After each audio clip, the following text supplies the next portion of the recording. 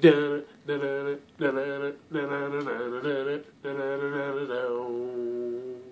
does that even mean, Bowers Game Corner? Ahoy there, YouTube! I'm back again today for another game preview, another special Kickstarter preview. And today I'm very excited to be checking out Hitman Holiday from Medieval Lords. This is for 2 to 10 players. Age is 12 and up, and it'll take about 25 to 55 minutes to play. And in Hitman Holiday, you are going to be a hitman on a tropical island trying to assassinate another hitman. But, lo and behold, another hitman is going to be trying to assassinate you at the same time. You're going to be manipulating security guards, laying down security cameras, trying to plot the perfect place to kill your opponents, while at the same time trying to avoid getting killed by your hitman that's trying to hunt you down. Sound intriguing? Let's open it up and see how it works. Alright then, we're going to take a look at Hitman Holiday. Ignore the deadly vacation up there. There has been a name change. I do want to mention this is the promotional copy I have in front of me, so take everything you see here with a grain of salt. First and foremost, we have a rule booklet. It is, I believe, 14 pages, and it's this one's just a big wall of text. Obviously, yours is going to be a PDF with pictures and just gameplay examples and all sorts of various different things. So, first and foremost, I want to say there is a lot going on in this game. I'm not even going to be able to show you all the components because there's just tons of them. So I'm going to be covering the nuts and the bolts of how the game works and what various different things you're going to be doing in this game. If you want a more comprehensive video of how the game is played, I will post in the links below a gameplay video on how to play this game. So, first and foremost, what are you going to be doing in Hitman Holiday? Well, you are going to be a hitman, and you are going to be on holiday on an island with a bunch of other hitmen. And it's kind of like the weird game of Clue, except everyone's trying to kill someone else, and you never know who is trying to kill you. You're going to be going around the island doing a bunch of various different things, but we will get to how the game, what all is going on in the game in a second. So first, let's go over the components. So component-wise, everyone's going to get one of these little score tracks right here. And in this game, you're going to be a particular character who's going to be represented by their own little mini. And you're going to have a special power that's going to allow you to do various different things. Also, there's a brief description of who you are and you're old and weak. Also, you're going to have various different traits because there's going to be like this kind of breadcrumb trail kind of thing where you're going to be trying to figure out who is killing you, and at the same time, your opponent, you're going to have to give them information so they can try and figure out that who you are as you were trying to kill them, if that makes sense. You're also going to have a blood track right down here because you can die in this game. And how can you die? Well, the obvious way is that you can be killed. You can be killed by an opponent. Also, you can be killed by security guards who will be wandering around the island. And they have their own little miniatures. And you have to make sure that security guards are not near you when you kill somebody, or not on your spot, or that you're not revealed. Because if you're revealed when you're trying to kill someone, bad things will happen to you. So, the other way that you can die in the game is also that you can starve to death, or you can, I guess, explode because you don't go to the bathroom, or lack of sleep. So you're actually going to be having to keep track of how much sleep you're getting, how much food you're eating, and how many times you're going on the bathroom. Now that sounds kind of, a little bit ridiculous, but it's just as simple as walking over a bathroom space on your turn when you're moving. So it's not really a huge deal at all most of the time. Now, also down here, you're going to have spots to put your 4 different cards, because you're going to have different cards that you're going to be able to lay around the island to do various different things, or also play on other people. So, for instance, there might be a card. Well, let's just go through some of the cards, which are over here, so you can see how they work. And these are going to be face down. They're going to be secret, and nobody's going to see them until you play them. So, closed for the day, the restaurant, this is going to increase everyone's hunger dial value by 1. So, for instance, if someone was really close to starving to death, you definitely might want to play that. The big one are going to be like security cameras. You're going to take security cameras and you're going to place them on different spots throughout the board. And you're actually going to, so for instance, if you played a security camera down on your card that was a number 3, then you would take the corresponding little token here and you might place it around the board on the number 3. And if someone happened to kill someone else there on what a spot that they thought was a safe spot to kill, and we'll get into all the various different spots in a minute, you could be like, haha, I actually have a security camera, and it's revealed, and then bad things are going to happen to the person who tried to kill at that spot.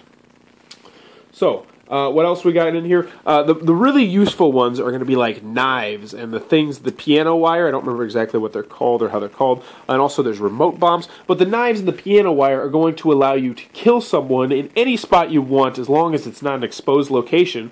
Whereas normally you have to get your target into a particular spot in order to kill them. And that'll make more sense when we get there in a minute. There's also remote bombs that if someone that you want to kill goes over them, you can blow it up and boom, you can kill them. So you can kill them in a variety of different ways. And obviously, when you kill the one person you were trying to kill, because you're only going to be trying to kill one person at a time most of the time, he'll be your target because you'll have a target card. You are going to gain points for doing that. You're actually going to gain probably numerous points most of the time when you do that. So those are going to be the hidden assassin cards, the cards that you're going to be getting in this game. Now another thing is, there's going to be spots around the board where you're going to place caches. And that's essentially, you're going on this deadly, deadly island. Obviously, if you've ever seen like an episode of The Walking Dead where they kind of hide their stuff so they can come back and pick it up later, there's going to be some spots around the board where you're going to be trying to walk and get those. And how that works is if you get to your spot, you're going to be able to draw more of these cards, which will let you do some more cool stuff like the security cameras, the remote bombs, all sorts of various different things like that. Ooh. Now, I mentioned that there's also like this kind of hidden bread trail kind of thing, because on your turn, you're going to be moving around, trying to get into position, picking up your caches, attempting to try and figure out where your opponent's going to go so you can kill them, also trying to figure out who's potentially creeping up closer to you so they can kill you. But after you've finished a round, which is essentially 2 turns, you're also going to be playing down different clues, and you have to give everyone a clue on who you're trying to kill, which comes into place these traits right here. So everybody's going to have different traits. Like Potterim is beautiful, he's male, he's old, and he's weak. So for instance, if somebody was trying to kill Potterim, then they might lay down the male card, or the old card, the weak card, or the beauty card. They have to lay that down. And then I can be like, somebody's got old and somebody's got weak, so I could potentially call them out for trying to kill me, which if I successfully can do that, I'm going to gain points, and then bad stuff are going to happen to that person. Also, needless to say, if you call someone out and you're wrong, bad things are going to happen to you, because if that happens to you, then you're what's called unprotected. And when you're unprotected, you are free game. Normally in this game, you can only kill the person that you are trying to kill. However, if a person becomes unprotected, then they are fair game for everybody to kill. And let me tell you, it's really fun when someone gets unprotected, because instantly it's like, alright, I'm pretty close to you, I'm going to go try and kill you. So those are the big mechanics in the game. That you're going to have to be trying to feed your person, make sure they sleep, make sure they go to the bathroom. You're also going to be trying to stalk your prey and kill them. You're going to be trying to figure out who's trying to kill you and potentially calling them out. You're going to be laying down caches on the island. Well, you do it at the beginning, so then you can get more of these cards, which you're going to be laying onto your player card in order to do super cool stuff at various different points from the game. But let's get to the board itself. And on the board itself, you're going to have various different spots.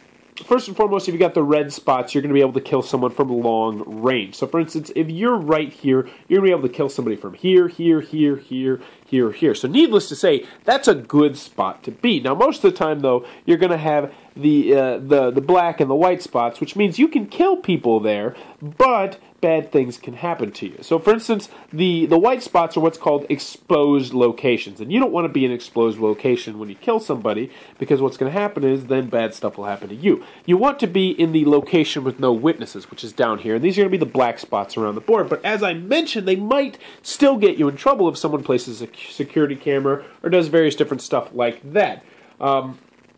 There's also various different ways you can kill people. Most of those are just humorous and they don't really have any impact on the game. They're up here so you can drown or backstab, rock, you can push people off, assassinate people, all sorts of various different things. There's some shortcuts that you can take, like some one-time shortcuts where you can leap from here to there.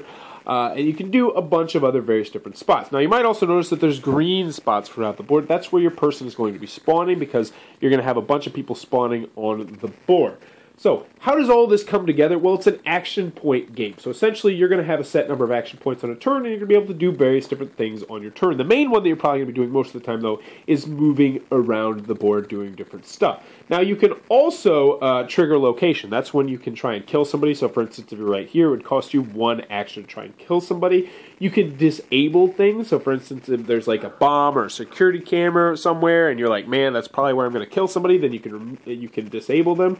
You can observe, which means you can peek at an object. So you can say, all right, this is let's see, it's Fiends number 2. So I'm going to come over here. I'm going to peek at this card, and I now have a secret piece of information that someone else doesn't have. But at the end of your turn, you're going to increase your need values, which are the bathroom and the eating and the sleeping. You're going to move the security patrolman, because at the end of every turn, you're going to be able to move the security patrolman one spot. You generally want to be kind of that isn't the security patrolman, but you kind of want to be near them, and at the same time, you kind of want to be away from them. It's an interesting little cat and mouse sort of game, and then your opponent is going to take their turns, and hopefully you won't get killed. But anyway, you're going to go to a set number of points, or until the game ends, which we'll be going through there, whichever one happens first, and whoever is the winner, or has the most points, or is able to complete the most of their contracts, get the most points, is going to be the winner of Hitman Holiday, and that, in a nutshell, is how the game is played. Alrighty then, Hitman Holiday coming to a Kickstarter near you very, very soon. Who might be digging this game? First and foremost, if you like games where there is a lot going on, where there's a lot to pay attention to, this one might definitely be for you. It's not just as simple as you need to go kill your guy. You need to be thinking about where you place things and when you place things and who's potentially trying to kill you, because once that information gets out there and you're like, okay, he's going after a woman, he's going after someone who's great, and I'm not either of those things, so I know that they're not trying to kill me. You can start whittling down who potentially is trying to hunt you down. Also, if you like games where a lot of planning comes into play, this one might be for you. You're definitely going to be trying to plan out your kill and where you're going to meet people and where people are trying to go, and you're going to be observing everything on the board in order to try and figure out the best and optimal way to do things. If you like that sort of thing, this one might be for you. Also, if you like games that accommodate a large or a small group, this one might be for you. Now, obviously, the 2-3 players, I believe it's the 2-3 players and 4 players, I think it was, you're going to be taking control of more than one Hitman. However, this can go up to 10 players, and that is something that is definitely a bit of a feat in our hobby for a game that's not a party game. So, that is Hitman Holiday from Medieval Lords. If it looks like it's your cup of tea, be sure to click on the Kickstarter link below. Tell them Bowers Game Corner sent you. Also, in the comments below, let me know, do you like above-ground swimming pools or below-ground swimming pools? I personally like below-ground swimming pools, but there's so much of a hassle to take care of. I've never had either of them, but I know people who have, because I have friends. But what do you think about the pools? Do you want to have a pool at your house? Let me know in the comments below. And as always, thanks for your time, YouTube. That was the review for Hitman Holiday. For more reviews and previews, check back at Bowers Game Corner.